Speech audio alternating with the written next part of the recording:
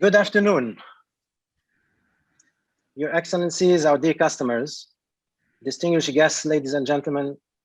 Thank you for joining Doha Private Banking webinar on investment outlook and investment opportunities. I'm Slim Brook and I'm the head of private banking. And what a better week to celebrate as 2 days ago, Doha Bank was named Best Commercial Bank in Qatar for 2021. Qatar has been very busy for the last 3 years with the Doha Economic Forum and wrapping up today. And we thought inviting these international speakers to continue on the same path. Today we'll be covering relevant topics, extremely relevant for the region, but most importantly, relevant for Qatari investors. So the event will kick off very shortly with a global outlook, followed by an update on the energy trends, ESG developments. But in between these presentations, we will take the opportunity to highlight the success of our flagship airline in going through the COVID crisis. Qatar Airways and Doha Bank share a common value, the one of being very close to our customers. On the topic of being close to customers, this is our fourth private banking event in less than a year. These events are meant to bring our clients market information and updates in the investment environment. Our clients are looking for reasonable and diversified returns. The most common questions that are asked are sector-driven structured notes, energy, ESG, and of course, real estate is very relevant and important in the GCC market. Occasionally, we have clients who are looking for Sharia-compliant products. And here there are new opportunities. So if you take, for example, you place, for example, a filter on global equities, to which you apply ESG-compliant investments, here you have new doors opening for opportunities and diversification. We at Doha Bank Private Banking, we offer capital preservation and growth through carefully tailored investment solutions. These investment solutions are risk-related products, but most importantly, they are directly correlated to clients' needs and investment horizons. For that, we'd like to take this opportunity to remind our clients and to thank our partner, the Bank of Singapore, Asia's global private bank, for providing the investment platform to our high net worth individuals. As we move forward with the presentations, I will be briefly doing an introduction of our speakers today. The presentation will kick off with Mr. Mark Matthews, Managing Director and Head of Research, Asia Pacific Bank Julius Baer. Mark has been appointed in this role in 2011 and has been living in Singapore since, but also lived in Hong Kong, Thailand, Taiwan, and Sri Lanka. With over 27 years of experience in finance and investments, Mark is regularly invited to CNBC and Bloomberg for interviews. Mark works for ING Bearing Securities, Standard & Poor's, and Merrill Lynch. Mark holds a Master's of Business Administration from the Zurich School of Business. He's fluent in French and in Mandarin. Following Mark, Dr. Ian Thom will be speaking today from Edinburgh. He's a research director, Middle East Upstream at Wood Mackenzie. Since he's been appointed in this position in 2005, he's been involved in analyzing the oil and gas trends in the region for the Middle East, the UK, Russia, and the Caspian regions. Ian has been also involved and author of Global Upstream Reports. He's held a research fellow position at the University of St. Andrews, where he graduated in 2004 with a PhD in physical chemistry. Following Ian, when talking about our flagship airline, Thierry Antonori, the Chief Commercial Officer at Qatar Airways, with over 30 years of executive aviation experience, has taken on mandates from global airlines such as Air France, Lufthansa, and most recently Emirates Airlines. At Qatar Airways, he's responsible for worldwide sales, corporate planning and partnership, loyalty revenue management, Discover Qatar, and the global ground services portfolio. Thierry was born in France, graduated from ESSEC, a reputed business school in economics and commercial studies. Finally, Ms. Natalie Wallace is the head of ESG strategy and development at Mirova, an affiliate of Natixis Investment Managers. In this role, she is in charge of developing key partnerships with clients leading advocacy initiatives in the US and fostering academic research in the US and globally. Natalie has been an investor in emerging markets for more than 20 years. She developed her expertise in sustainable finance by helping large institutional clients globally to integrate ESG in capital allocation, specifically looking at climate risks and opportunities. As a member of the ESG Technical Committee for the CFA Institute, Natalie helped design the ESG disclosure standards. Ms. Wallace holds a bachelor degree from the l'Institut Supérieur de Gestion, a French business school. As we embark into these beautiful presentations, our moderator today, Dr. Siti Aman. Dr. Siti Aman is the Chief Executive Officer of Doha Bank. He's a banking and finance professional, a recognized speaker who is regularly invited by international media on CNBC and Bloomberg. Dr. Siti Aman holds 3 PhDs from various leading universities in the world, and he was honored with a Lifetime Achievement Award by the Banker Middle East and by the government of India with the highest civilian honor. Doctor, welcome. Thank you. Thank you. Thank you, Slim, for the very generous introduction on me. And what a brilliant combination of speakers and a topic which is at a defining moment, investment outlook, global, regional, and local terms. We live in a changing world, extraordinary set of challenges and changes we are witnessing for the last 15 months.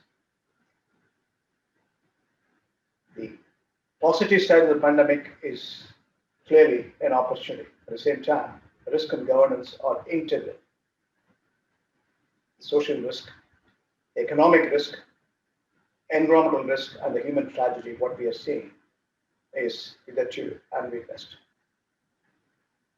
In global terms, still, the vaccination is under process.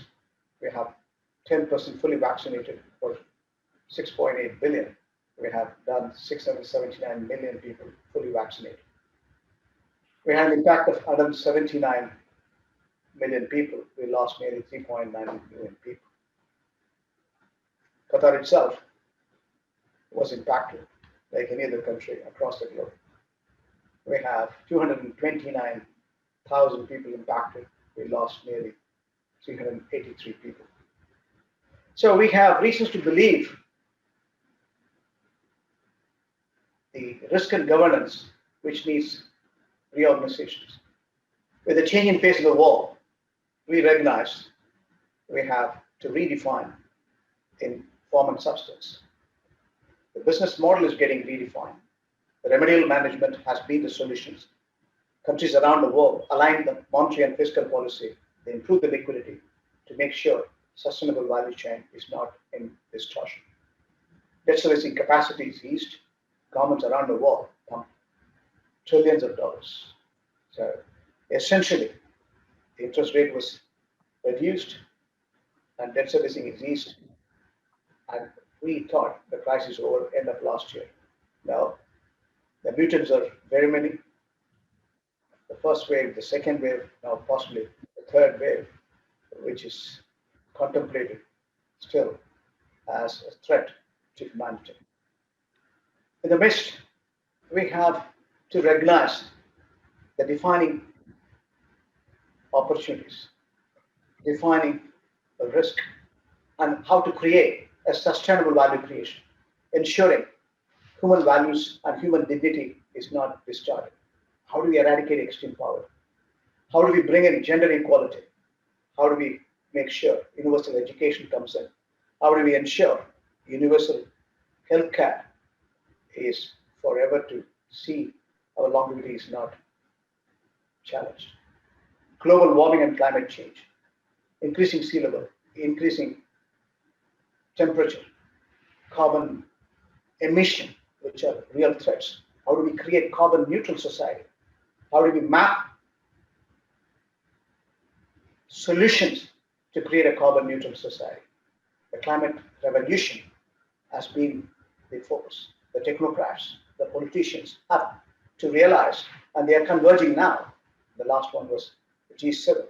We have seen the reflection of future generations at stake. So we have to build this partnership. We have to build a global partnership. We need to recognize these challenges and making sure that humanity is dignified in substance.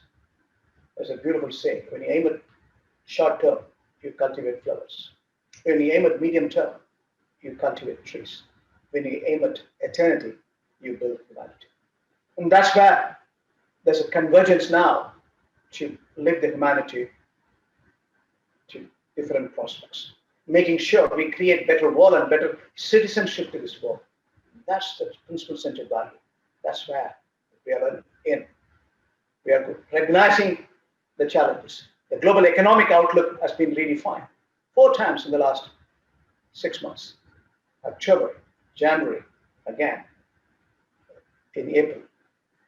We have global growth indicated by International Monetary Fund as 6%. Advanced economies, 5.1%, and emerging economies, developing economies, 6.7%. Now that is also getting challenged. This month, World Bank has said, no, it's not 6%, it's going to be 5.4%. Advanced economies will move from 5.1 to 5.4 again when it comes to the emerging markets. Since the vaccination is not in full swing, progress is not adequate, the measurement mechanism indicates it's not 6.7, it's going to be 6%. That's the economic outlook. We have seen the financial markets are nothing but gambling grounds. Look at the hawkish tone by the Federal Reserve last week, and again, yesterday, it was downplayed by the Fed chairman. So, interest rate, inflation, jobless claims are all interconnected. How do we inflate the world? How do we make sure trade comes into balance? How do we make sure merchandise trade or service trade comes into action? How do we have free and fair trade comes in? How do we make sure that we have investments and financial markets are nothing but gambling grounds? As on date, that's the reflection, but that's not what it's meant for. We should have predictable measurements. We should have underlying economic fundamentals which should reflect the character of the asset class. We need to know how do we move around to ensure our return on investments are measurable, manageable. In the midst, the credit creation has to happen. We need to have business prospects. If the momentum in terms of the economic growth has to sustain, then we need to have credit creation has to take place. And that's what the bankers are involved. Financing institutions are involved. How do we create the production, manufacturing or distribution or exchange or consumptions are coming into normalcy from new normal. And that's what the challenge we all have.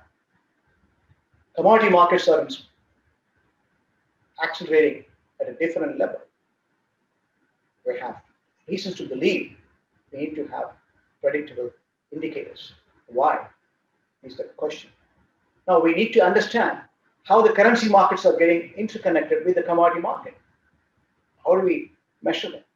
How do we make sure the valuations which are getting redefined time and again, whether it's real estate or otherwise, what's the reflection of this crisis? We know wealth has to be protected, whether we are incrementally adding value or not. There's a huge degeneration to our personal wealth and corporate wealth, countries' wealth. So a lot of unanswered questions, a lot of enduring values we need to commit. That's what the substance of today's deliberations. Fine combination of people, as I mentioned. The topics which are laid out by individual speakers are enlightening our mindset. And the last but not the least, making sure we have social responsibility. for reasons of sustainability. That's equally important. We have to recognize we live in an interconnected, interdependent world. We need to make sure the purpose behind our living is not historic. That is the precise reason why we have put in this session today. And there is an excellent response from the audience. That's you. We want you to witness this session, understand the dynamics of the presenters' philosophy, and ask questions and interact and make it interesting and exciting and purposeful. Thank you once again, the speakers. I welcome.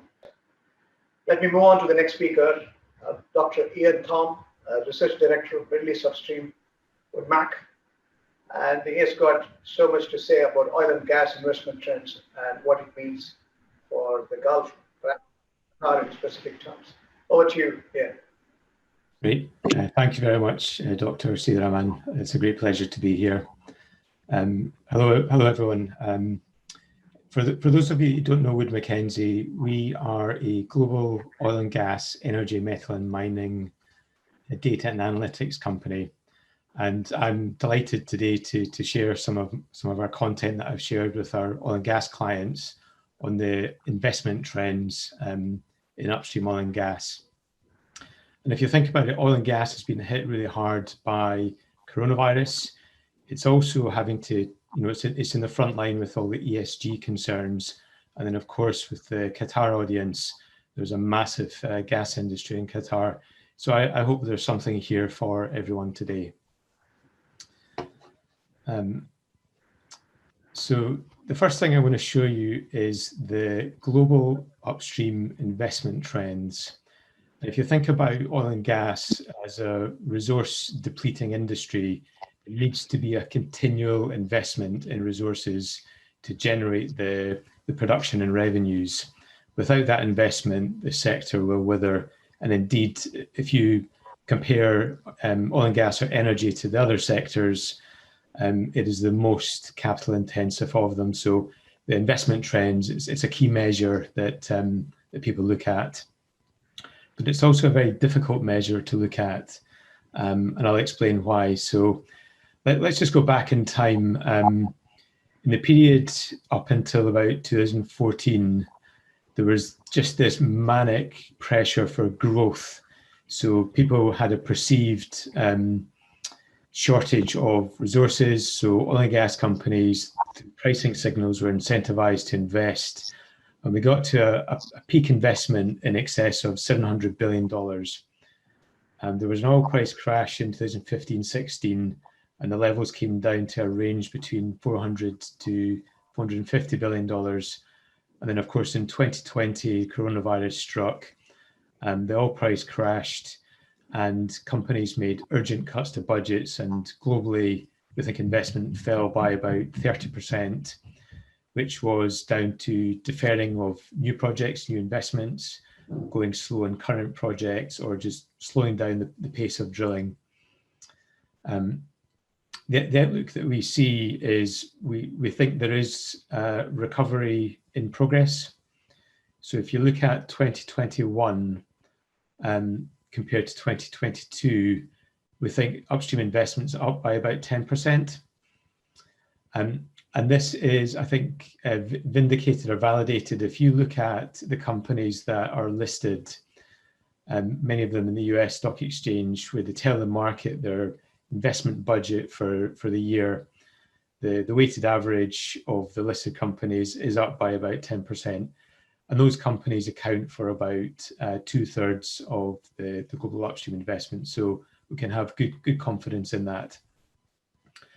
I've just sort of labeled these eras. I think it just makes it easier to think about the different time periods. So we had growth, survival, and then from 2016 to 19, we had capital discipline. So companies making great strides in operational efficiency, really selective investments for the best projects in advantaged assets. So we're in a period that we call capital starvation, or you might hear capital rationing. So that really is just tightening the budgets. But as I say, I think that is recovering.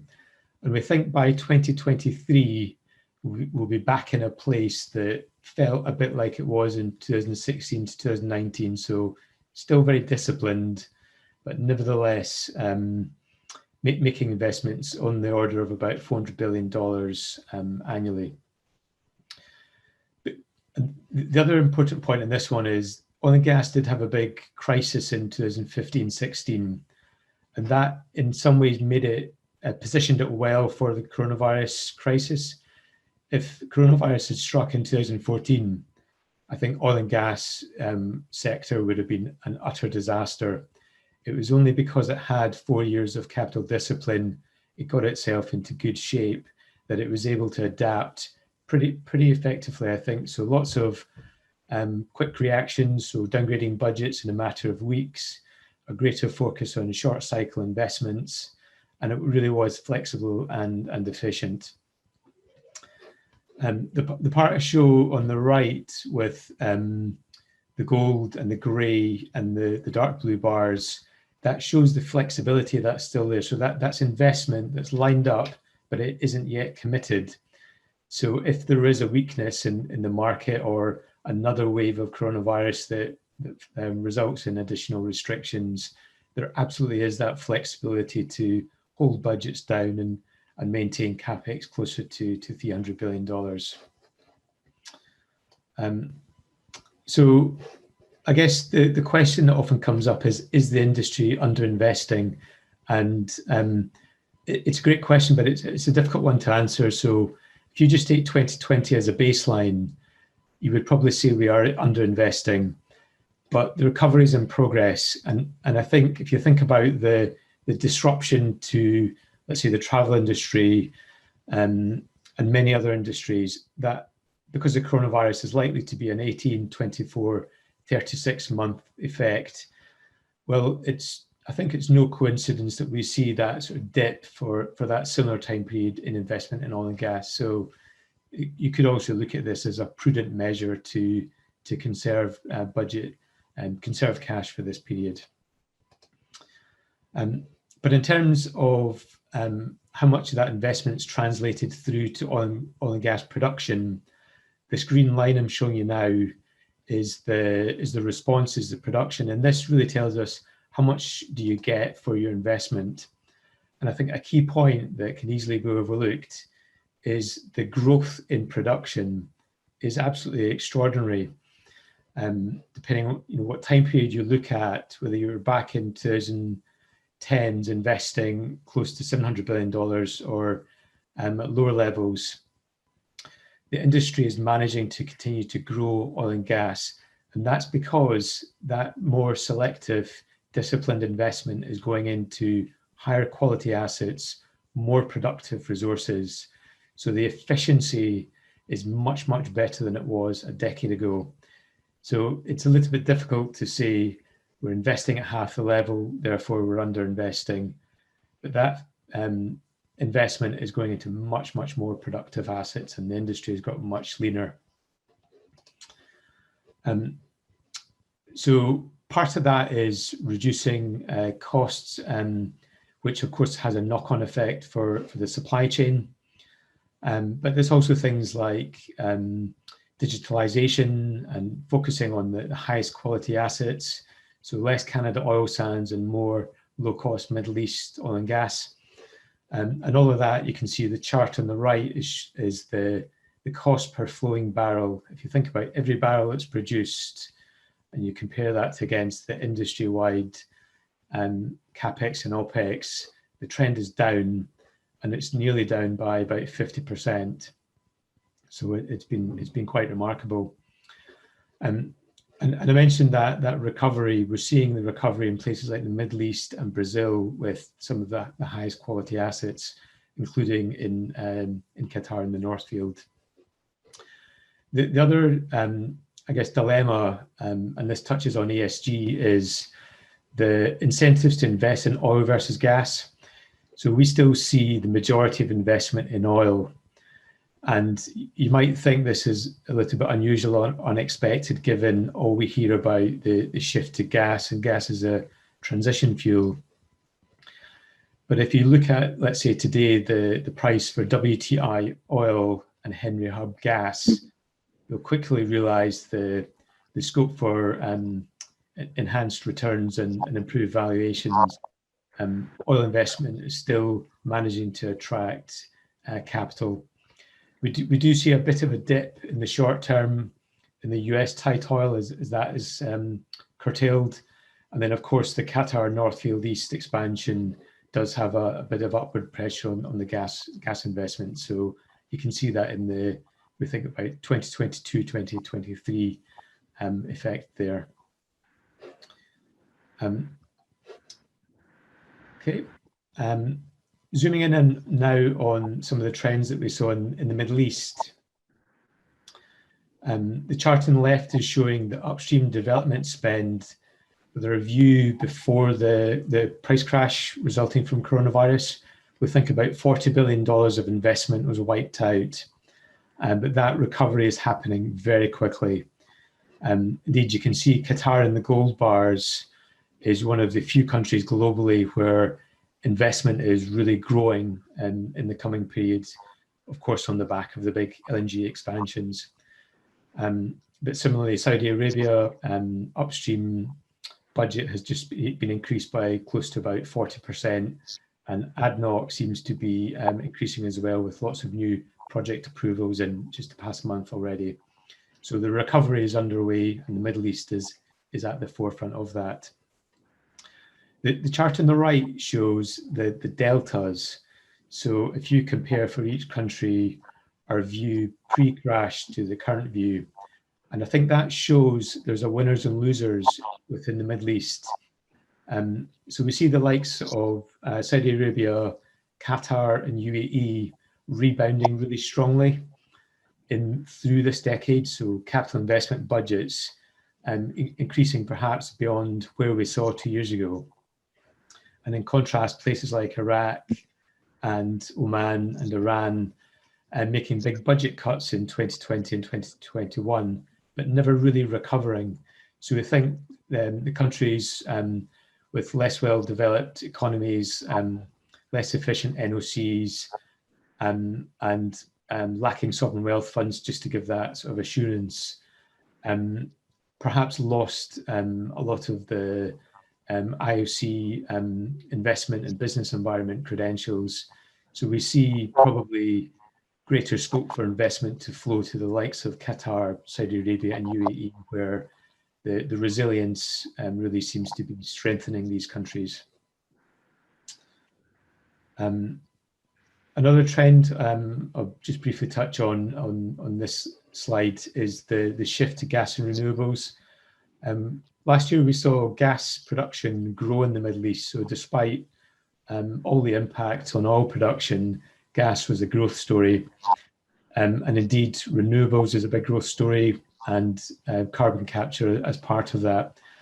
So Qatar Lng is clearly one of the leaders in that, with some of the carbon capture that it's planning as part of the big expansion, unconventional gas across the region, and then condensate and NGLs. Of course, they're outside of the scope of the OPEC plus cut, so that gives a big advantage to liquids there as opposed to oil, which for an investor, you will be worried that your products and revenues could be curtailed. But nevertheless, energy transition is only going from strength to strength. And we think particularly solar, which has large and obvious competitive advantages in the Middle East, with peak solar activity overlapping nicely with the likes of peak demand for air conditioning, for example. It's really easy to see how solar could be scaled up and just a really obvious fit for the Middle East. And I guess the final point is for Qatar, the role of carbon capture is critical, and we've seen more of these sort of environmentally or carbon neutral LNG cargoes. And I think if you consider the earlier slide where I showed the share of gas and oil, the big question in my mind, and I think the question for investors' mind also is gas a transition fuel, or is gas part of the fossil fuel problem? So in places like Europe, I think people are seeing gas as part of the problem. But in places like China, where you've got a very large coal consumption, it's a stronger argument to say that gas is part of the solution for the energy transition. But I think that debate will play out. So in places like Qatar, where you can generate carbon efficient or carbon neutral LNG, I think that's absolutely huge in that wider debate, because gas could still go the other way and really fall out of favour when it comes to its ESG credentials. So I guess I'm curious to hear how this is portrayed in the final presentation this morning, probably this afternoon. And just a very brief closing slide. One of the other sort of interesting trends we're seeing related to the energy sector is the role of the supply chain. And part of this might be to do with coronavirus as well, is companies looking to really support national champions, whether that's in drilling or construction. So that's massively interesting for investors. So across the Middle East, we see the sort of emergence of national champion supply chain to support the powerhouse energy sectors. And Qatar introduced last year the in-country value program, which really mirrored what we've seen in Oman, Saudi Arabia, and ADNOC, which is really about boosting nationalisation efforts and developing local employee skills and compensation, ensuring that supply chain and service sector is built in country and that resilience is there, and just ensuring this sort of strategic and critical components can be sourced in country. So that's a big trend, I think, for Qatar, for the Middle East, that's going to play out in the coming years. And for expats, we see if you're an expat working in a national oil company, say Qatar Petroleum, you're actually being de-emphasized in favor of the nationalization efforts to boost the role of local staff. But expats generally benefiting from more favorable policies, and these are from places like the UAE, which I call it the California of the Middle East. I like the New York as well. Improved policies relating to things like cohabitation and citizenship. That's going to attract, that as mentioned earlier, the top skills into some of these new and emerging sectors, to reduce the dependence on oil and gas and grow that non-oil sector of the economy. So there's a big role there for expats in new sectors outside of oil and gas. So on that note, I've finished my presentation. So thanks very much for your attention. Wonderful. It was an excellent presentation, especially it's more relevant to the region and Qatar. Dr. Yang, you outlined the North Field expansion. It's arguably the largest project Qatar and the rest of the world has spent out, $29.9 billion. That's what it is. It's going to scale up 77 million metric ton to 125 million metric ton. That's North Field East.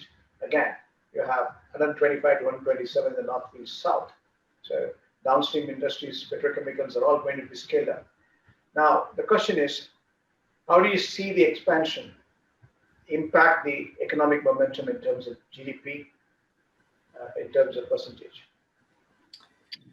I mean, it's only going to go in one direction. It's going to boost Qatar's GDP immensely, because you've got the direct investments in the projects, you've got all the related jobs, but then you've also got the related service and supply chain benefits. So you've got this big multiplier effect. And I think it's very different to, if you go back to when the Qatar LNG industry first took off. There were very favourable terms provided then to bring in the likes of ExxonMobil and Shell and Total, because Qatar really needed that help and support. Now, because Qatar's LNG industry is really very well established, and QP has developed itself into a really sort of capable and competent company, more of that value can be retained in country. So you could almost think the second wave of Qatar LNG is going to have an even greater effect than the first wave. And you already outlined the GDP growth trends from 1995 to now. So I think you're going to see a tremendous growth on the back of the Northfield East and Northfield South expansions. That's a good answer as such. Now, you also touched upon whether LNG is carbon neutral or whether it is renewables, whether the Europe is endorsing LNG as a for creating a carbon less emission society. The energy mix is changing in Asian markets. You're seeing China is changing their mix. They are taking long-term supply now. Of late, they have signed with Qatar. Otherwise, they used to take short-term. Now, India is changing the energy mix. India is already importing for the last 15, 16 years, natural gas, and they want to scale up the LNG portion of it from 6% of their consumption to 15%. Now, where do you see the prospects for diversification and distribution of LNG in the global space? I mean, LNG is growing, and new markets are taking LNG that 5-10 years ago didn't take LNG. So you've got the benefits of flexibility, the fact that LNG seems to be emerging more as a sort of a commodity that can be traded in the way that crude oil is. So 10-15 years ago, it was very much about fixed contracts and regional gas markets. But I think more and more we're seeing features and characteristics of a commodity that can be traded. And more countries are benefiting from the flexibility of LNG. So, traditionally there's been a big focus on places like Japan and Korea, increasingly China, but we're going to see more and more countries in the Middle East, even in Asia, and also in Europe, taking LNG. So I think there's plenty upside when it comes to consumers. Just on your first point about the sort of carbon efficiency, there is still a big risk for LNG because, of course, the liquefaction process is very carbon intensive. And I think that's why it's so critical for LNG to be sort of competing in the sort of ESG arena, that it needs to address that and identify mitigation measures. And that, I think, Qatar is clearly one of the leaders in that space. But the danger is that LNG becomes seen as a dirty fossil fuel rather than a clean carbon neutral fuel. It could still go either way, I think. We have signed as a country net zero emission club, where Qatar is part of it. Now, it's energy efficient, environment friendly. We could pump our aircraft now. When Mr. Thierry is going to present, perhaps he may outline this. Now, the question remains, is it considered as a renewable or not? Or is it a fossil fuel in diction and the overall interpretation? Yeah, I mean, look, LNG, I think, is going to be considered a fossil fuel. It's whether it's the question is, can it be a transition clean fossil fuel? And in places like Asia, I think it can be viewed as a clean transition fuel. But certainly in places like the US and Europe, I think it's more being seen as a part of the problem. Let's put it this way. In terms of carbon emission, compared to conventional fossil fuels, oil or coal, when it comes to carbon emission, is it less intense or more intense? Yeah, it's less. So coal is clearly the dirtiest of the fossil fuels. Oil's in the middle, and gas is the most efficient. Okay. Now, the same question which I asked Mark. where do you see oil price now? Russia is pulling it in. They want to scale up the supply, and Saudi Arabia wants to contain the supply. OPEC plus Saudi. Where do you see the oil price in the next few months? I mean, it's incredibly difficult because you have to have a view on so many different aspects, like, you know, consumption, recovery, and policy of OPEC.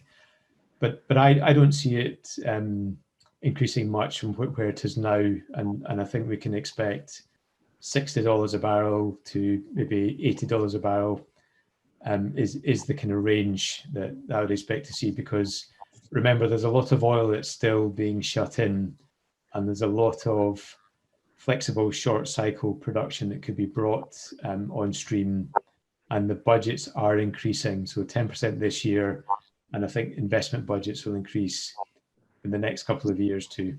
So $60 to $80 a barrel. We did a deficit budget. We have taken for budget purpose $40. Now oil in the first quarter amounts to $61.2 per barrel, the first quarter average.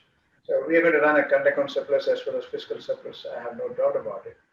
The deficit which we have shown for nearly 35 billion will be a surplus. Now, it remains to be seen with the additional expansion of LNG, which is equivalent to 1.4 million barrels of oil equivalent in one fabric. Where do you see Qatar's prospects in terms of diversification? How do they deploy non-hydrocarbon apart from hydrocarbon? Yeah, I mean, it's a hard one to answer. My focus is clearly oil and gas. One of the benefits that Qatar's got is it's developed an absolutely enormous sovereign wealth fund. So it has all sorts of opportunities to invest and grow in new sectors. So the finance side of it, I think, is relatively sound. And I also think it is similar to the Emirates in many ways, that it can attract expats, and it's got a business environment that can be sort of comparatively favourable to grow new sectors. So it could attract, you know, high tech, high skilled individuals to help grow anywhere it likes. So I think if you can look at some of the things that UAE is doing, whether it's tourism, finance, high tech, you know, the space program, none of these things should be out of reach for Qatar. And then obviously I think the clean energy through the solar, I think that's a big growth opportunity. And then just its location in the sort of the midway point between Asia and Europe, and the sort of the transportation hub role that it can play. So clearly, you know, Qatar Airways has been a great success. So building on that as well. So I think it's got a lot of great opportunities that it can go after. You're right, Dr. We have the midst of 3 continents. That's true, and we have enough financial stability and economic fundamentals for long-term progression. Thank you very much for your brilliant presentation and wonderful answer. Dr. Ian Thom, Research Director, Middle East Upstream. What a delight to hear his content in terms of how relevant it is, where 45% of the world oil, 25% of the world gas comes from the region. He outlined the big picture. It was quite productive. Let me move on to the next speaker. Son of the soil is Qatar Airways across the globe. Mr. Thierry Antori, Chief Commercial Officer. He has a lot to offer in terms of the COVID-19 measures and how Qatar Airways is always an ambassador for Qatar across the globe, and it's world-class. Service side is second to none in terms of operational management, extraordinary discipline. Let us listen to Dr. Thierry Antori. Over to you, Mr.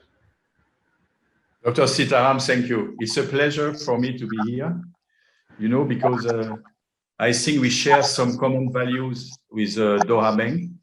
how I perceive as a person living in Qatar. It's about these days to stay in touch with your customer, to communicate, to establish trust by communication, because only if you trust people and you are trusted, you can progress in these uncertain times. That's why I'm very proud, also on behalf of His Excellency, Mr. Al-Bakr, our Group CEO, who say hello to everybody today, to be part of that for Qatar Airways. And the second thing, I must say, we are very flattered and we feel almost opportunistic because we are not able to give your customers, doctor, a lot of advice to increase their wealth because it's not our job.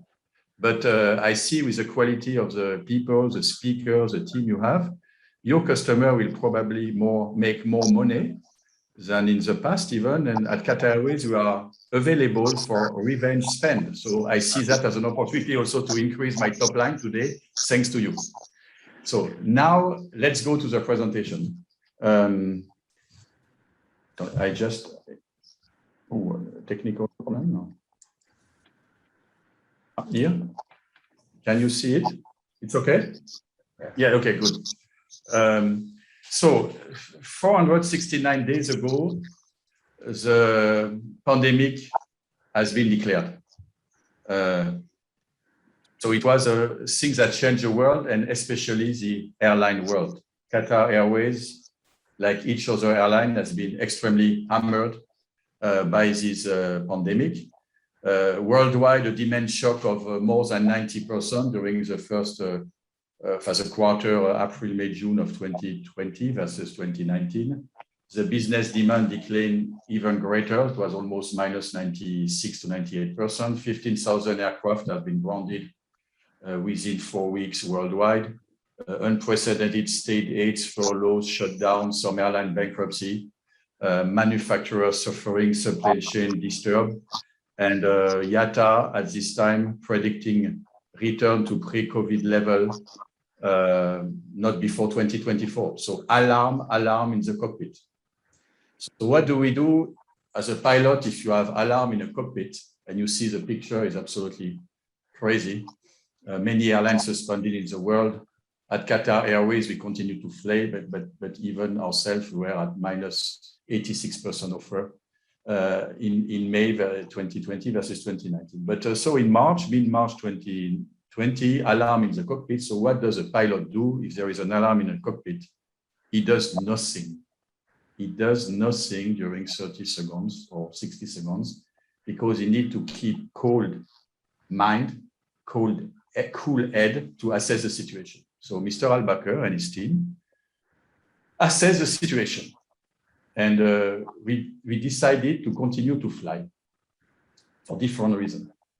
We didn't panic and grounded immediately the fleet. We didn't complain. We just worked. Why did we took this different path? First of all, Qatar Airways has a reputation and experience in a high operation resilience, historically in the DNA of this company, but also because of the blockade that has been imposed to Qatar as from June 2017 by some neighboring countries. The company has been extremely resilient and solid operationally. This blockade has been in the meantime lifted, but at the beginning of the COVID crisis, we are still in a blockade mode. Second, we knew that we had a very efficient fleet with lower operating costs than many of our competitors. I will come back. So we had the fleet to generate some cash on an easier way than the competition. We had an opportunity to burn less, I would say, than the competition. So we were interested by that. Third, we are the worldwide leader in terms of cargo, and we are anticipating that cargo will continue to grow, will even grow over the previous year, but without even thinking that it will go with such a spike. We have an ability to be a kind of first mover in identifying new revenue pools because of the agility of our organization. And we observe, because we are completely in touch with some ambassadors in Doha, that there was a lot of people stranded all over the world, and some airlines left them stranded. because they were only flying when the sun is shining. And we wanted also to show these people, these tourists, but also the seafarers stranded and stuck on the ships where they are working, that an airline has been there also to bring them back home. We had some markets that were not closed around the world, approximately 30 to 50 markets were not closed at all. The airports were open, so we have still business to do. And so we decided to continue to fly also because on top of these abilities and trust we had, Mr. Al-Bakr has been obsessed by one thing, fulfilling its mission. The mission of an airline is to be there for the customer. We are a service business. So as long as it was possible to fly, as long as it was allowed to fly, we wanted to be there for the people needing us. On top of that, we were in a strong restructuring of our revenue management. We were in a strong and deeper integration with some airline partners. So we saw that as an opportunity to accelerate our ideas. And we decided also to change the way we measure the financial performance of the company. So it means we decided to continue to fly. A bit because of the commitment to the customer and a bit because we were sniffing that we had some opportunities to take a higher share of the smaller pie. And if you take a higher share of the smaller pie, when the pie is growing further, maybe you can keep a part of this higher share you gain. So to show you what I mean with that's the only boring slide, to show you what we mean, we change the way to measure the financial performance of the company. In an airline, you see that on the left part of the slide, you have two categories of costs. You have fixed costs that you have anyhow, whether you fly or not, leasing of aircraft, building of headquarters, salary of administrative people, including myself, etc., etc. And you have, that's the red block, and you have the maroon block, the operating costs, the cost that come on top of the fixed cost only if you fly. That's the fuel, that's the landing fees, overflying fees, maintenance, cost per hour, the salary of your crew, etc. So if you do not fly, you have a loss equivalent to your fixed cost, 100. If you fly, you increase your cost, in this case, 100 plus X. But if you generate a bit more revenue, Y, the blue box, with the cargo than your incremental operating cost, you generate cash versus your direct operating cost, and it sweetens the bill and the P&L impact, and you are not losing anymore 100, but less. So it was a calculation we did, and Mr. Al-Bakr told us we do because we have to fulfill our customer obligations, but on the top, please do not burn more than 100. Okay, because I want to be there for my customer, but not at the expense of the company, at the expense of the shareholder. But we saw a possibility to generate more blue than maroon here. And in fact, we generated, because of all the things I was explaining, substantial more blue minus maroon than we were expecting, thanks to the cargo, and also because the repatriation business is a one-way business that gave us a yield opportunity, and we increased our yield per kilometer per passenger by approximately 40 to 50% in April, May, June 2020 versus 2019. So as a sum, we didn't publish our result yet for last financial year, but in the quarter, the most critical quarter of last year, April, May, June, we lost less money than in the same quarter in 2019. Because we generated extremely good cash and we made a very good performance in cargo and we have very high yield. And because we grounded the most expensive aircraft and we were able with the 350 and the 787 to have a very good operating cost platform. So it was quite unique. We never disclosed that too much because nobody would have believed us. So in the time lapse, so of the events, it has been like that. We began to fulfill our mission by continuing to fly safely, to be there for the people. We raise our profile as an airline you can rely on. HIA, the Hamad International Airport here, established as a lifeline. Mr. Macron, as one example, calling His Highness Sheikh Tamim to thank the state of Qatar and thank Qatar Airways, the airlines that has been officially appointed by the French government to repatriate all French people stranded in Asia and Australasia. And so Qatar, a friend, an airline, a country, an airport you can rely on. So very good to increase our profile. We are there for the people. It enables us then to take the lead in the business worldwide. In April 2020, Qatar Airways made 17.8% of the whole international passenger kilometer transported in the world. The second airline was at 5%. So it means we became really the undisputed leader because we are flying and some others were not. We are flying minus 85% seats versus pre-COVID, but still to 30 destinations. And especially in Australia, we have been doing a very good business. We cemented our position as first cargo carrier in the world. Today, even after the other resumes the operation, Qatar Airways is approximately 9.1% of the worldwide cargo market in tons transported. And the number two is at 7%, okay, Cathay and Emirates. So we have been also the worldwide, we became also the worldwide leader in connecting traffic for the financial year 2021 worldwide. So all the business that is not point-to-point Doha, point-to-point Istanbul, point-to-point Dubai, but only the connecting business where we are in competition and on a year basis. And we improved our economics by regenerating these cash positive results I mentioned before. So it was good. We were fulfilling the customer targets we have, the positioning targets we have, and we generated difficult but encouraging positive results in terms of cash generation. It doesn't mean that we are not suffering. We had also to get, like many other airlines, capital injection from our shareholder. We got a 2 billion one, but if you see Lufthansa, they had a state aid because the state of Germany has not been their shareholder like the state of Qatar is. They had a state aid of 9 billion euro, and we had a capital injection of $2 billion US.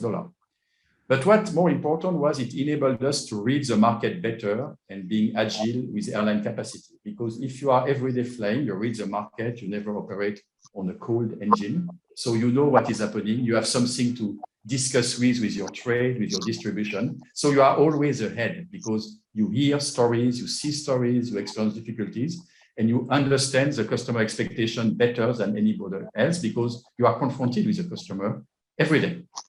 So, and it created a reliability and a trust with the customer and the trades. That's why we understood very, very rapidly the importance of biosafety, of cleanliness, etc. And we took always the best decision because we are ahead of everything. And the results in that is the focus of biosafety. It was the airline you can rely on first because we are flying and growing and be there, delivering the contract. But after that, it was the airline you can really trust in terms of standards. We have been the first airline worldwide as a global airline have to be awarded by Skytrax as the airline rating agency in the world, independent and undisputed. The first airline having a 5-star certification for COVID biosafety measures. We have only 6 airlines in the world having this status, only 2 in Middle East, Qatar Airways and Oman Air. HIA became also a 5-star COVID certified airport. It's the only airport in Middle East and Asia. So it enables, after that, on top of the network, on top of the delivery of the contract, on top of the quality of the product, also to have something else to tell. So we have always a message. We were the first airline to use UV cabin cleaning technology, touchless in-flight entertainment technology, IATA travel pass, full airline with the first full vaccinated flights worldwide. So you always stay ahead, and it's enabled by the communication with your customer because they guide you. The trade tells you, oh, I heard that, you should do that. I have business between Ukraine and Los Angeles or Seattle, etc. We expanded because of that also in the segments where we saw the business is there. So the seafarers, the people stuck on the ships, because the ships became more and more important for the worldwide economy. So we took 25-30% of the worldwide market, even 40% in the peak of the trouble of the others. And before the crisis, we had maybe 6% worldwide market, and now we are still cruising at 25. And we will keep that. We also opened a mariner lounge for the seafarers because it became a strategic customer segment for the company in HIA. So it was always thinking customer, communicating, be reliable, understanding the market, and through the customer proposition, the discipline, the success or the relative success will come. And it enables us also to read the market better and to rebound better than any of our competition in the rebound of our network. We have now more flights to the America and Africa than pre-COVID. We have a closer integration with our partners, like American Airlines, I will show you later. And we increase our footprint in the world. In addition, we have benefited for the fact that the COVID blockade has been lifted in January 2021. So I give you one example. We have been able to fly now faster to Sao Paulo. Sao Paulo is an important market, and we have a shareholding in the company LATAM. So we can feed the business from Latin America via Sao Paulo to Asia and Middle East. Before the COVID, everybody was there. We had approximately 7% market share between Latin America, Asia, and Middle East, 7%. Because we were not able to fly every day because of the cost of operation. Non-overfly from Saudi Arabia makes 2 hours more flight, 2 hours more flying time, cost, connectivity, etc. We went directly to one daily flight. We changed the equipment with the 350-1000, very sustainable aircraft, good for cargo.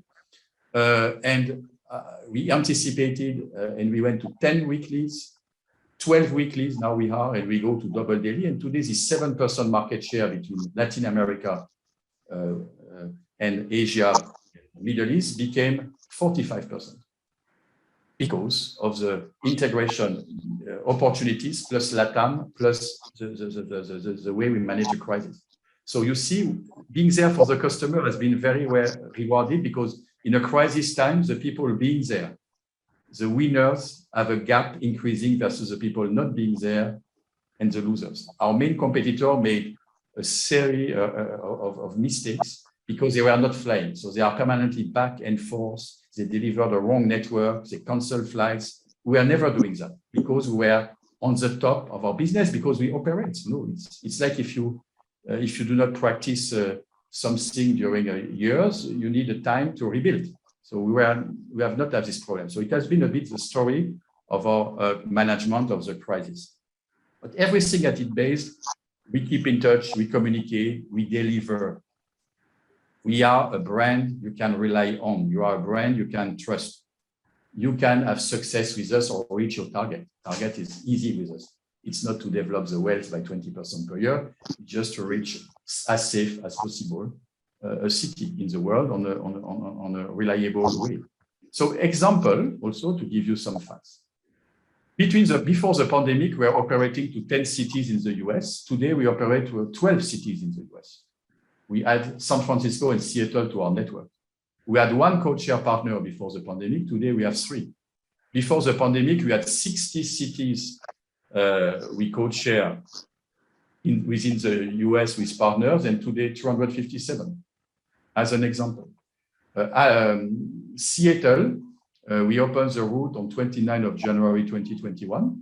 Our main competitor reopened the route. They have been 7 years on the same route, I would say, of Middle East to Seattle. And even if we began in February, we had the first months of operation, already 50% more passengers than them, with the same number of flights, same number of seats, because we have been reading the market, the trade was with us, the customer were believing in us. We didn't disappoint anybody, and we have a partner, Alaska and American Airlines. Africa expansion, the same. Doha is a place very blessed in terms of geography because you are between India and US, you are between Asia and Africa. Africa, we have been handicapped by the pandemic, by the blockade. Since the beginning of the pandemic, we opened 4 new routes to Africa: Accra, Abidjan, Abuja, Luanda. We opened Abidjan last week on the 16th, and the first 5 flights, we have occupancy, load factor from 75%. It's with Accra, but it's working. Africa is coming. And now we just announced 2 days ago that we also opened 2 new points, Harare and Luanda. So just to give you some examples about what we are doing. So it's for us, it has been, we take a higher share of the smaller pie. We position our brand as more reliable because people buy trust. And we rebound better because we have 2 ingredients that our neighbors, or 3 ingredients or 4, but at least 3 ingredients our neighbors do not have. We have a very agile and sustainable fleet for the future, and sustainability matters in the future. That's why we grounded deliberately all our 380s, because the 380 is not only uneconomical, but it's not responsible towards the planet and towards the environment to fly 380s empty today. It's not nice with the CO2 emission of this aircraft. So we have that. We have partners that can help us to really demultiply our business, and we have the best airport in Middle East, HIA. It's also very consumer adapted and 5-star COVID bio-safe. Okay. So, and if you care, because our main competitor is NOS, and is in the UAE today, we operate 139 destinations. 21st with approximately 1,000 flights a week, and they operate 111 and 700. So we have more combinations. If you say in Africa, we have 25 cities. They have 20. And in America, so in each region, Qatar Airways is now ahead because, but not because we are, because we have ego, just because we fulfill the contract with the customer, and it's very paying off in bad time because the customer, he knows that. The trade, they know that, to have predictable, reliable partners. And so therefore, and we did that in Emirates just announced losses in their report about $6 billion. We will have a fraction of the operating losses that our boss will publish later, even if it's not easy, even if we will have also impact because of other factors. So the performance even has also been better. So it's just to show that during crisis, it's about understanding the context, understanding the segment, the difference of the customers, because it's not one size fits all, and it's about to be there and to make the difference through creating as much trust as possible. And if it's not working as planned, to have a clear communication. That's why we wanted to tell you. So we're a bit sorry because we do not give you a lot of advice about how to invest the money, but at least you can spend your money on Qatar Airways. Thank you. Very good presentation, very useful and very differentiated from the fundamental finance. Now, many questions have come. You also mentioned about Mr. Akbar Al-Bakr. I have been a witness to his corporate leadership. There are distinct qualities I admire. One is discipline. Akbar is discipline, dedication, devotion to work. Last but not least, determination. I mean, since we are a D is our logo. So I picked up and I said to my corporate management team, I said, D stands for Akbar as well. These are the 4 distinct qualities I observed in him. He's very assertive. I mean, there's no direction other than candid direction in him. So he's a very good leader in terms of corporate management and your privilege. Good. Now, there are 2 questions that come. There are many questions that come. I know we are running out of time, but Natalia's presentation is going to be the flagship now because such an interesting subject is coming. Don't go away, my dear viewers. Now, 2 questions for our friend, Mr. Thierry. One is, when is the digital vaccine passport expected? Sorry, I didn't. It was some issue on the line. Can you repeat, please? Yes, I will repeat. When is the digital vaccine passport expected? Digital vaccine passport. Yeah, we are ready. Depends on the government. We have been first mover with the IATA digital pass for vaccine, test, etc. So we already test that today on Istanbul and some other routes now. We are ready, probably in the second half of the year, but we are not under control. Mr. Al-Bakr is doing more than being the group CEO of Qatar Airways and the head of tourism in the state of Qatar. He's also very active on the international scene, to be very honest. He has been very vocal and very pushy on a very professional matter, but without compromise also with IATA, because IATA, the Association of International Airline, asked to drive things there. And now we have Mr. Willie Wolf, the former CEO of British Airways, and AIG being the CEO of IATA, so it will also contribute. So I'm quite optimistic that we will have that in 3 to 6 months, but it's very complicated to harmonize between governments. We are ready. We have all the technology. Okay, that's good. 3 to 6 months, we can expect a digital vaccine passport. Now, a very important question. Next year is a year of celebration for Qatar and the rest of the world, football fans. How is Qatar Airways planning to, accelerate and support FIFA 2022? What are the great plans? We are a very, very big airline, We are one of the biggest airlines in the world, and we are now #1 in terms of connecting business, not the point-to-point business. And Qatar is a 139 population in the world, and we are the biggest airline in terms of connecting business. Before the crisis, Emirates was #1, and they had 30%, 30 more connecting business than Qatar Airways. Last financial year, April 20 to May 21, we have 62% more connecting business than our main direct competitor. So it means we are already big. We have a lot of, so we'll continue to connect the world with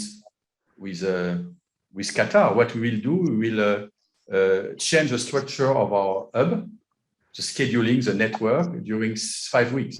Normally, you have 2 connecting banks, waves at Ahmad International Airport, one between 7 a.m. or 6 a.m. and 8 a.m. and one around 1 and 2 a.m. in the night. It will not exist during the World Cup. It will be a point-to-point schedule, because we expect during the World Cup that 90% of our business will be only point-to-point, Doha to other city or other city to Doha. Today is 15%, or pre-COVID was 15%. So we change the way the company will work. One, in terms of network scheduling, to have an optimal point-to-point service.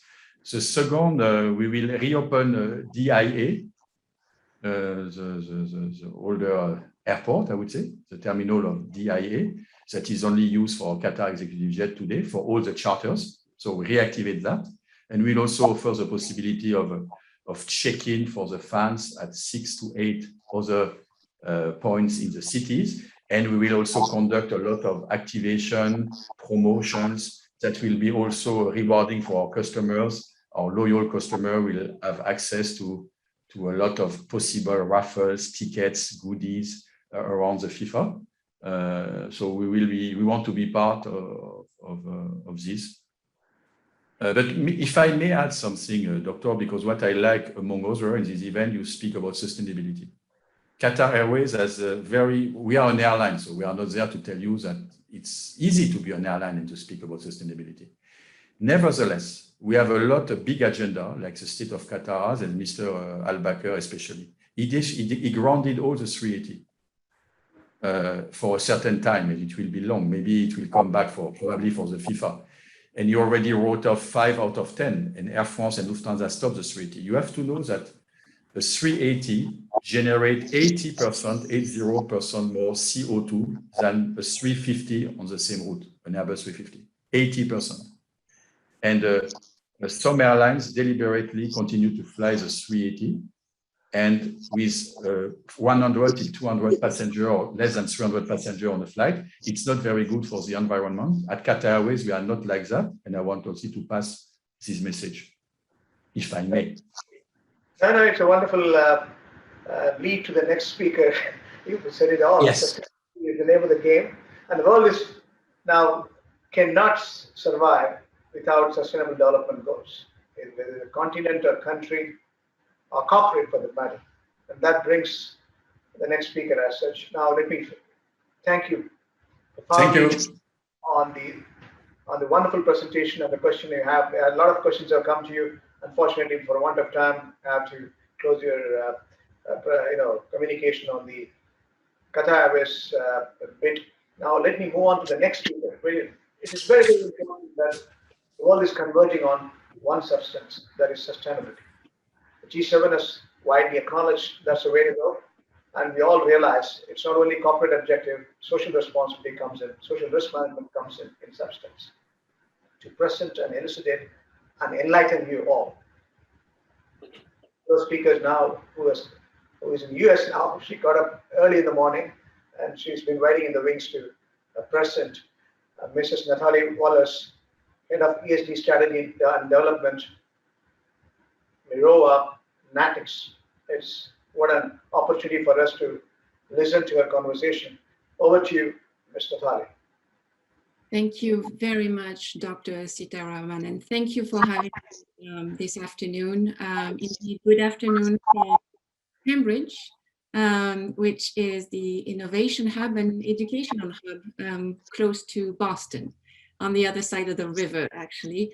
It's a pleasure to be here today.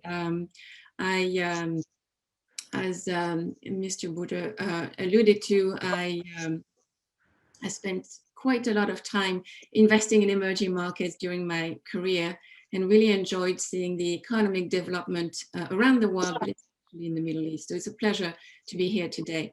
I work just moved to leading the strategy and development of Mirova, an affiliate of Natixis. And my presentation today is around 3 pillars. One is to introduce Mirova a bit, given that it's a small sustainable investment boutique originated out of Paris, expanding really quickly globally, and we'll go through that. I'll go also through our mission. The second part of this presentation is around the ESG trends. These are, I would say, as we say here, the overnight success. As I said, I actually live 2 miles, around 3 kilometers from where the Moderna vaccine was found. We said it was an overnight success. It took only 1 year, less than 1 year to develop, but really people here in this innovation have been working on it for 20 years. So we'll see the emerging trend of sustainable investing. And the third part of my presentation is really looking at a world in transition and in a sustainable transition, and what it means. What are the data behind? What are the trends in demographics? Mark alluded to that. What are the trends in environment? We heard about the energy transition earlier on. What it means in terms of innovation, and how can investors harness and finance this transition. And the last piece is what you should expect from a sustainable investor, asset manager, in terms of reporting, in terms of understanding the key issues, and how to communicate, obviously implement, and then how to communicate. So we go through that briefly.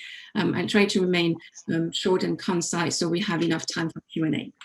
So if I may, let's jump in the presentation. The first part, as I mentioned, introducing Mirova. So we believe, and it's not a belief, it is actually happening. There is a revolution. It's the 4th industrial revolution, and that leads to investment opportunity, but also it leads to environmental and societal challenges, inequality, climate change, energy transition, biodiversity. But this economic transition also has implication for capital allocation. And our mission at Mirova is to help investors to become actors in this industrial and societal revolution. So we help design portfolio that are aligned with a net zero emission global economy, but also finance sustainable economic development and help benefit from the companies that are actually well positioned to contribute to sustainable economic development, but also benefit from those investment trends. Very brief overview, as I mentioned, Mirova is an affiliate of Natixis, has currently around $24 billion under management as of December. But I think I would like to point the growth rate to around 3 times over the last 3 years. We now have offices around the world, open an office in Singapore, but offices in Paris, Boston, Singapore, and London, Luxembourg, and Sao Paulo. We invest across asset classes. I think that's very important, given that sustainable investment research is a core function of our group, but we also invest across asset classes in listed assets such as fixed income and equity, as well as private capital markets through private equity, natural capital, social impact investing, and renewable energy infrastructure. We actually just launched earlier this year our 5th infrastructure fund. We've been investing in renewable infrastructure for the last 8 years.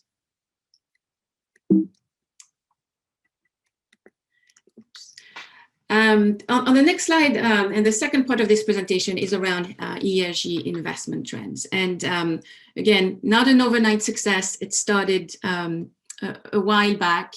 You see here in the 1800s where you already had some ethical codes and religious beliefs shaping the earliest interpretation of what we call socially responsible investing.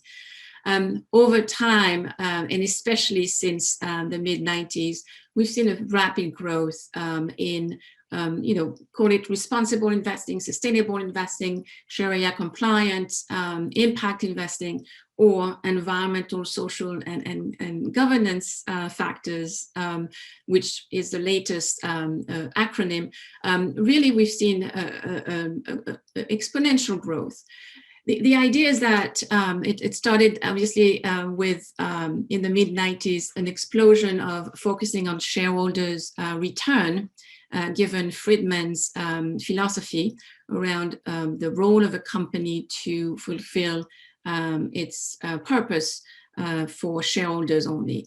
What we have seen is the emergence of other perspectives, and also, and we'll see that through this presentation, the fact that having a dual purpose doesn't impair the returns and the risk-adjusted return of the funds being allocated through this lens. Today, the majority of assets under management is often referred to ESG, so socially responsible investing, continue to encompasses a wide range of different approaches. There is a bit of confusion sometimes of what it means.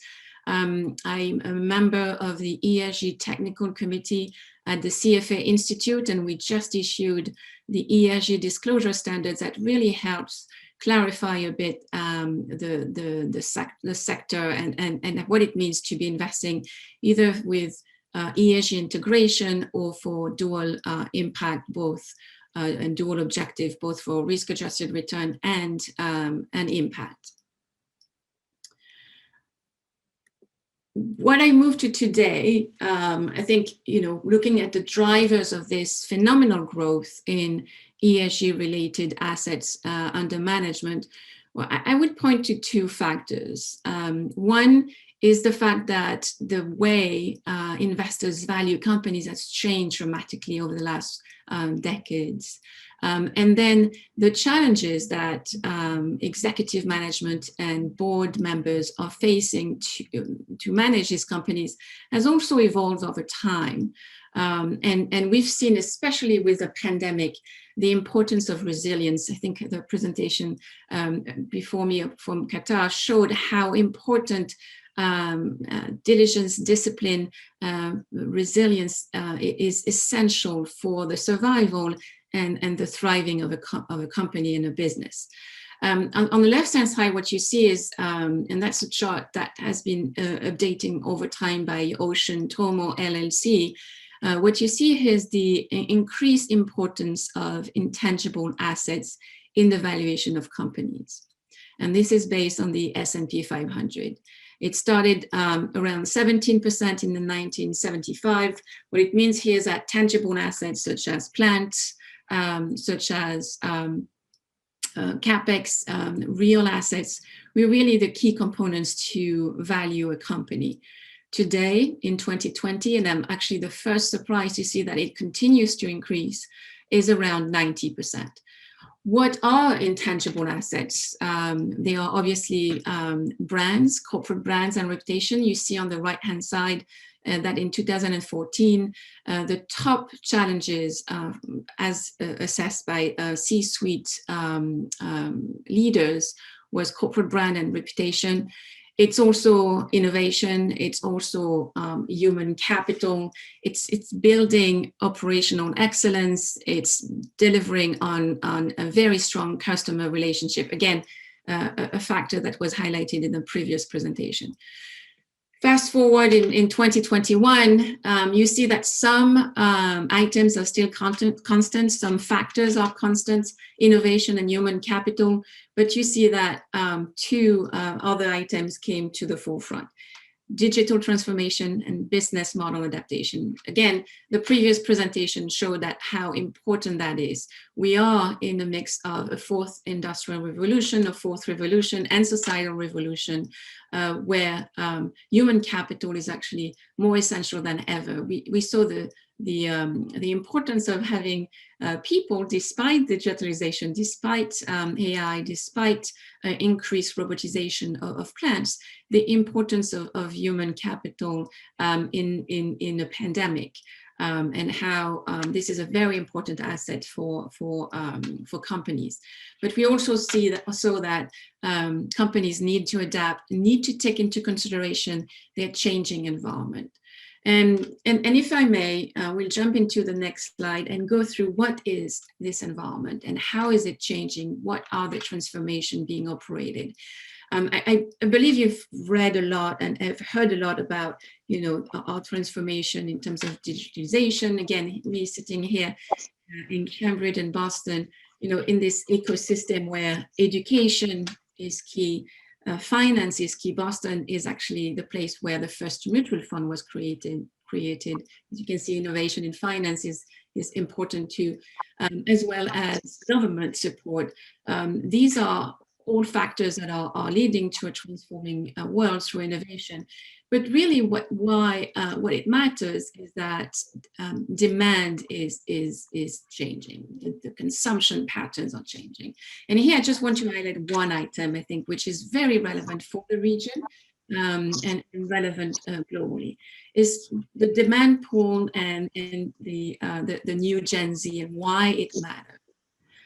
Gen Z is the largest portion of the population today, and in the next 10 years will impact the way the world consumes, builds, and invests. As you can see on the left-hand side, Gen Z represents around 32% of the overall population. It's actually the largest population today. Why they are, again, relatively, or still relatively young, they will impact, again, the way the world evolves over the next 10 to 15 years. And on the right-hand side, what you see is that they will represent a large proportion of the global income in Europe, in North America. But I want to point out the importance of this, the pie here towards Asia Pacific. As you can see, Asia is emerging as a dominant player from a manufacturing hub, as we heard previously, from a leadership and geopolitical leadership perspective. It's now going to become a very influential part of the world from a consumption pattern and demand pattern. I also want to point out the importance for the Middle East and Africa. As you can see here in the orange bar, this is becoming a very dominant place in terms of, or segment of the market in terms of consumption patterns. So yes, the world is evolving, the world is changing, and I haven't talked about ESG yet, but this generation really understands the limits of our planet, the limits of society, and really want to change the world, the way business is conducted. And that's how it impacts the way we should in our portfolios and the way we invest in companies, so that we want to really identify and assess companies and their position and their strategy given the change of demand. So that's one aspect, is the demographic changes. The second aspect, and I want to shift here away from energy supply and energy to energy demand. I think it's not a surprise to see this chart on the left-hand side, but that's another dimension in reality check on the transportation sector and what it means for the energy transition. What you see here is that a very short chart. We've seen long-term chart on the penetration of electrical vehicle, but here what you see is electrical vehicle and truck sales from 2019 and 2022 to 2020, sorry, January to October for each segment. And as you can see here, and here we have only Europe, China is coming along, is the massive switch in demand from ICE to EV sales. We also mentioned, and you've heard, that the pandemic had accelerated the transition, accelerated penetration of new technology, of digitalization. You see that pattern in the transportation sector and the sales of EV. This is not going away. Again, we're seeing in China, in Europe, in the US, a massive transformation in terms of demand. You see here on the right-hand side some anecdotal evidence. We've heard that Europe was very much ahead in this environmental and energy transition. China was actually leading in terms of investment in batteries, is a leader today in batteries, as well as in EV. Make no mistakes, the US is back. You're already seeing the emergence of what we call a climate race. So the objective is obviously, and as Qatar has done, commit to net zero emission by 2050 and other duration depending on the countries. But that commitment has transformed itself into an economic race to the top in terms of delivering the jobs of tomorrow, the technology of tomorrow, and empowering the companies to be able to deliver to those commitments. So really a change of nature of just this for the sake of saving climate and the planet, as well as society in this transformation and jobs. It's really a race to delivering into a new economic model over the next 10 years. And that we think is really powerful. And again, global investments for electrification have already accelerated. We're seeing numerous numbers about that, and it can provide many data.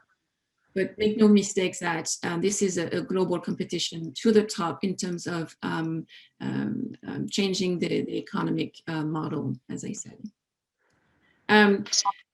Briefly, there was one question on the IEA. So what does this mean for the energy transition? I mentioned the demand pull factors, both from consumption patterns and demographics. Second, from the transformation of technology and adoption of new ways of doing things from a technological perspective, and EV being at the forefront of that. But there's also a regulatory push. So what it means when Qatar and other countries decide to commit to net zero emission is that there is the necessary, there are implications for energy. What you see on the left-hand side is global net CO2 emission by sectors. You see here that the dark blue line power emission patterns have to change, and that's according to the IEA, the report that was just out less than a month ago.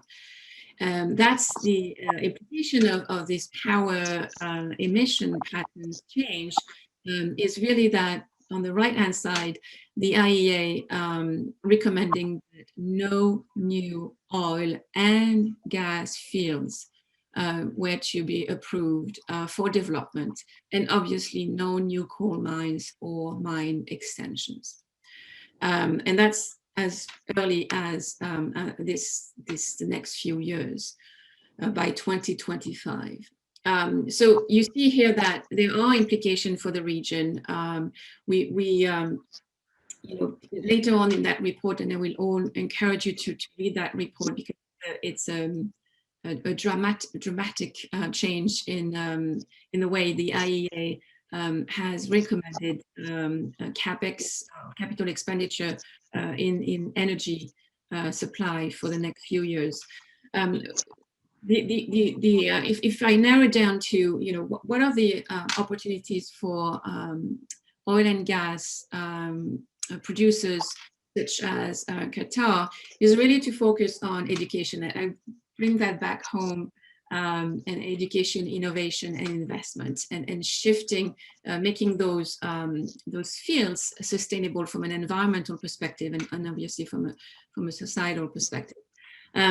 The carbon capture and storage, and again, you know, there's no overnight success here. This is a technology that is at its early infancy.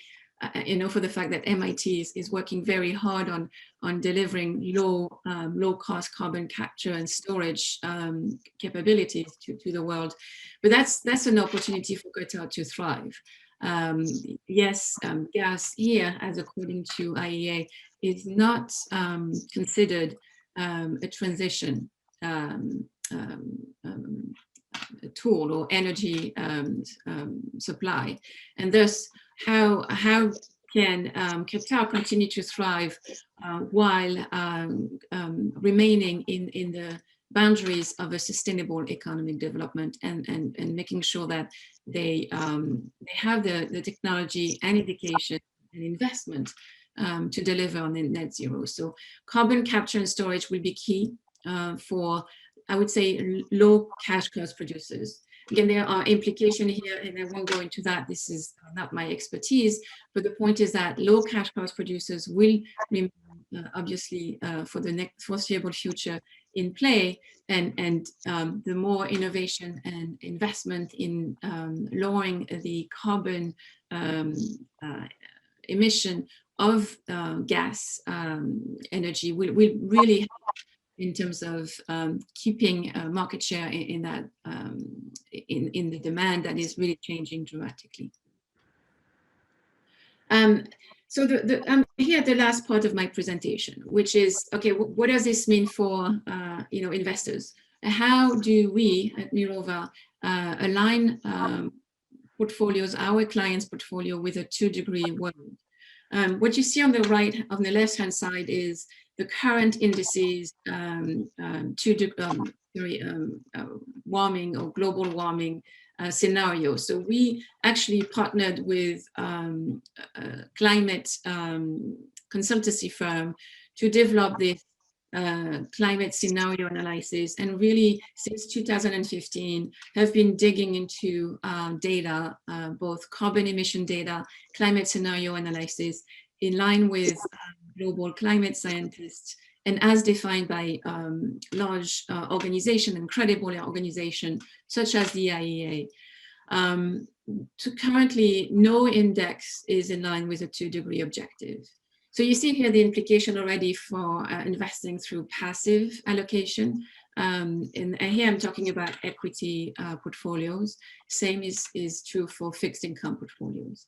So what we put in place is a methodology to, one, assess companies based on their induced emission, and second is to increase exposure to solution providers, companies that are taking into account the net zero transition, and also can deliver on solutions and reduce their emission, as well as invest into new energy solution and new solution providers, both in terms of production, but also in terms of efficiency, in terms of enablers or carbon capture.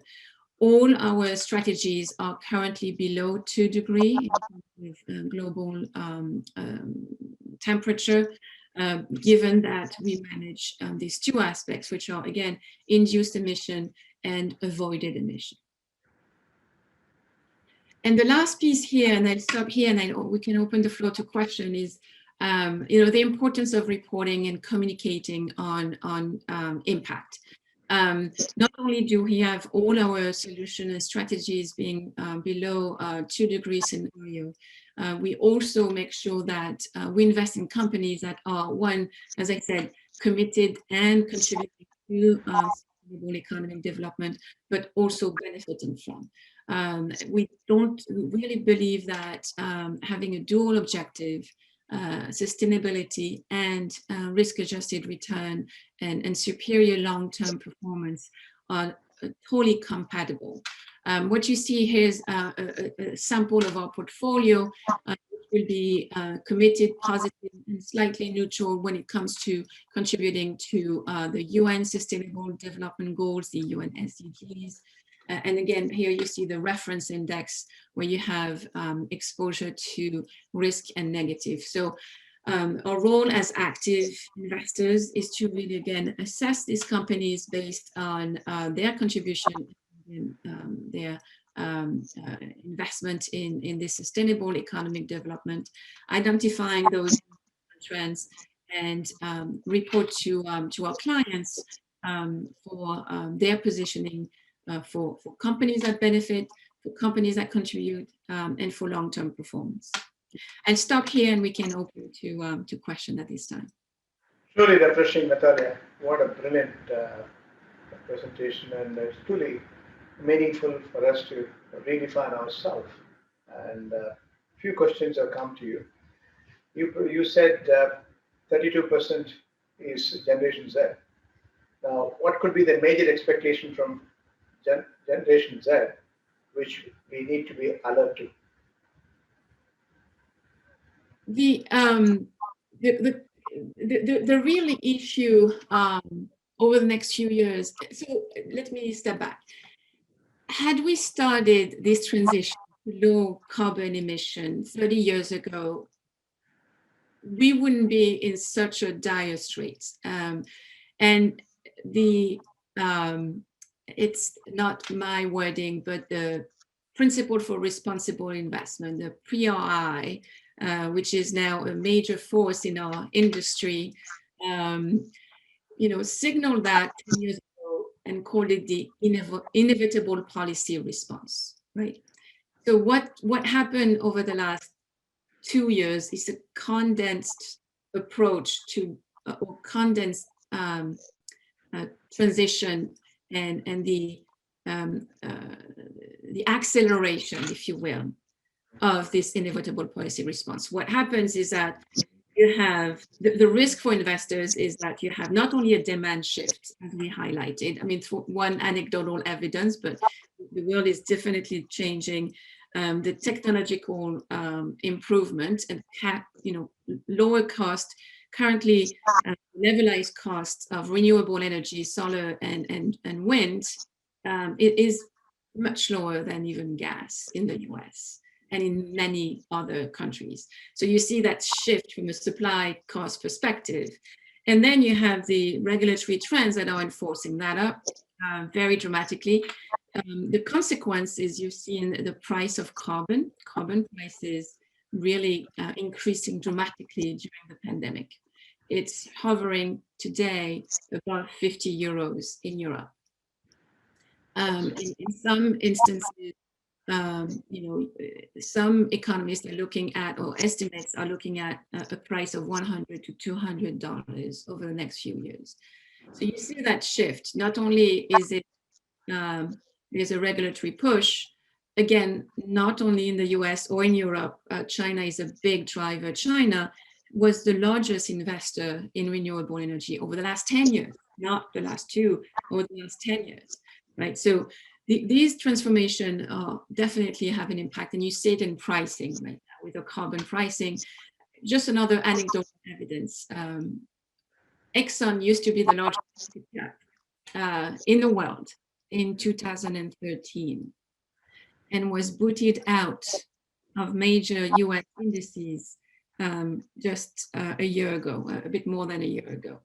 That's 7 short years of being on top of the world, to being booted out of major, to being today, I would call it under siege because of, lagging return on invested capital, right? I mean, I'm not announcing, I'm sorry to bring that bad news, but there is a lot of pressure from investors, not only from a climate perspective, but now from a return on invested capital because of this pressure, demand pressure, lower technological costs, regulatory trends, and all ending up in a carbon pricing that is going up.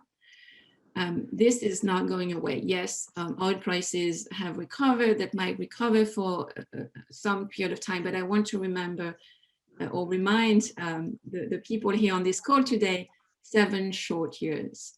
We are long-term investors. This is actually our investment horizon, 7 to 10 years. In 7 short years, you've seen Exxon's market cap at the top of the world and then being booted out. So being active investors in this environment is crucial. Understanding what lies ahead, 7 to 10 years, and bring that back to today and say, how are my companies in my portfolio faring today? It's interesting. It brings me my head of treasury investments, Mr. Gurneet Gulholt. He runs the bond portfolio equities in addition to Qatar Exchange Traded funds we administer as an enterprise. Now, Gurneet, you must be having questions to Natalia and even Mark Matthews. Over to you. Absolutely. I've been dying to ask those questions. First of all, many thanks for thought-provoking insights from all of you. It's been really a mind-blowing experience, to be honest. My question is the following. Now we are seeing the post-pandemic economy starting to surge again. I'm wondering what kind of recovery patterns are we going to be seeing? Are we going to be seeing the recovery follow the typical pattern we've seen in other paths we've seen in the past, looking at previous times of recessions or downturns? Or are we going to be seeing something significantly different, something we could call a transformation, or even using your word, industry revolution? What I'm meaning is, are we seeing changes in business models? Are we seeing permanent and irreversible changes in consumer behavior, moving from brick and mortar retail into e-commerce, the way we seek our education, the way we do our shopping, the way we do our education, even the way we see our doctor, not to mention, and I'm glad we have a participant from Qatar Airways, not to mention the future of business travel. So is it going to be business as usual, or are we seeing something that we could call a transformation, gigantic step forward? Natalie, you want to take this question, or? I'm happy to take it. Yeah, the business disruption is, yes, absolutely happening, but there is also business creation. Again, a transition, if we go back in history and look at the first industrial revolution and how it transformed, the whole environment. If we look at, there is a good one, the Moore laws is obviously, the Moore's law is obviously in being applied everywhere at this stage. But the first chip was actually invented in 1963 on the other side of this coast, on the West Coast. We talked about the internet bubble was in 1999, 2000. You already see the, and today we are seeing the massive transformation that this revolution, 30, 40 years ago drove to today. So you can imagine the next 15 years are just going to be totally different. I just mentioned a number from Bank of America research that there will be 600 million new jobs that do not exist today over the next 10 years.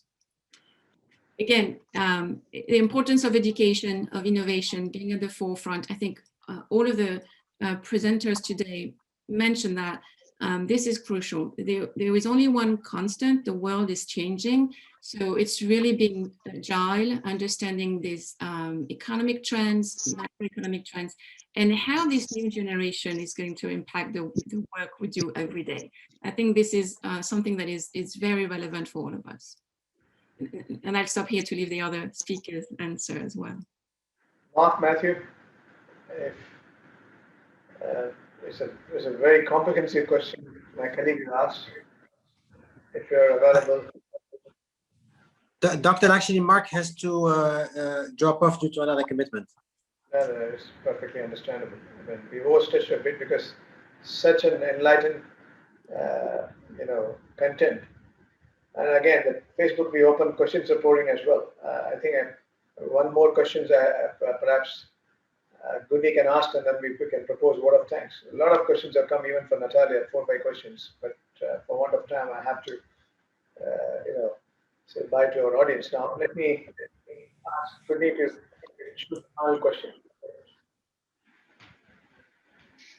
Yeah, again, thanks to everybody to have joined. Again, what would you say if you had to look at shares or equity versus emerging market? What would be your individual bet? Emerging market credit or equity markets? We have Natalie, you can answer. Well, I think I don't have, frankly, that's not my expertise anymore, and I haven't been looking at that. Anything with sustainable investment trends, I think obviously credit is, so finance and capital allocation towards this transition is essential. I think there is several ways of looking at it. I would like to point out the explosion of green bonds. I think there is a lot of potential for high yield green bonds. That's something that could be of interest. There is also in emerging markets the potential for financing this, consumption, right? So again, rather than looking at asset classes specifically, it's really investing through. I would suggest or recommend looking at the themes and looking at the best vehicle to participate in these themes. And frankly, they are across asset classes. It's private equity, it's high yield, again, all with a sustainability lens, so that you can, again, have a long-term perspective and really be investing in the change maker and not be in the position of taking in the change and being reactive. So forward-looking across asset classes, looking at green bonds, high yields, emerging market credit, equity. I think this is a question of being well-balanced still, but with that forward-looking lens. You touched upon the right substance. Now, it's green bond is a major investors' expectations, and they want to volunteer to contribute for this mission as such. It's growing, and in fact, our institution itself is contemplating that option. Very soon, perhaps we can collaborate and see the possibilities. And let us work on this. With these words, I have to request Mrs. Slim. I can go on. Questions are there. Another 30, 40 questions have come now. Let me stop here and say, Slim, you should propose a word of thanks. Thank you, Doctor, for moderating this event, and thank you, Mark, Ian, Thierry, and Natalie for being a participant. Natalie, just for the record, I know I had to wake you up at 6 o'clock in the morning in Boston time zone, but and I know your presentation was the last one, but I'm going to give you a good surprise. So our average part, we had actually 276 people registered for the event. On average, we had on Zoom connected 138 people. But what people actually don't see on this platform is we are live streaming on the bank's Facebook page. And during your presentation, we have reached 750 people who reached the page. 272 participants were there permanently. So we had over 300 people in total on the platform. We had over 300 people attending today, which is fantastic. It's better than our previous event.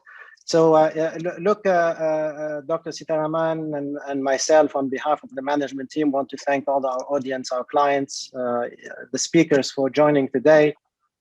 It's been really an enlightening event. Whether for the audience and people outside Qatar, whether you're arriving in Doha or flying in transit at Hamad International Airport, don't hesitate to contact the award-winning bank this week, Doha Bank, for any financial advice. And of course, for all the travelers, don't forget to fly Qatar Airways. Until such time, our next event is after the summer, and we will be back with more information on that program. Thank you all. Thank you all. Well done.